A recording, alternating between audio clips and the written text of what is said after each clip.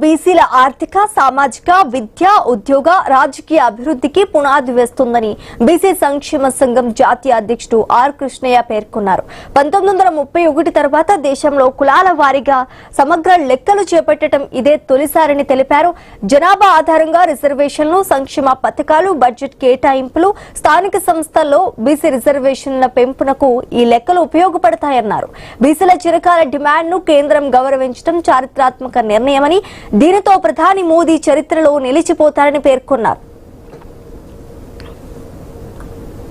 ఇంత సమర్థుడు శక్తివంతుడైనటువంటి నరేంద్ర మోడీ హయాంలోపలనే చట్టసభలో రిజర్వేషన్లు రావాలి, బీసీ ఉద్యోగులకు ప్రమోషన్లు రిజర్వేషన్లు రావాలి, అదేవిధంగా జనాభా ప్రకారం విద్యా ఉద్యోగ రిజర్వేషన్లు పెంచాలి, అదేవిధంగా లోకల్ బాడీ పంచాయతీరాజ్ మున్సిపాలిటీ ఎన్నికల్లో జనాభా ప్రకారం ఎవరి బీసీల జనాభా ఎంత ఉంటే అంత రిజర్వేషన్లు పెంచాలని చెప్పి డిమాండ్ చేస్తున్నా.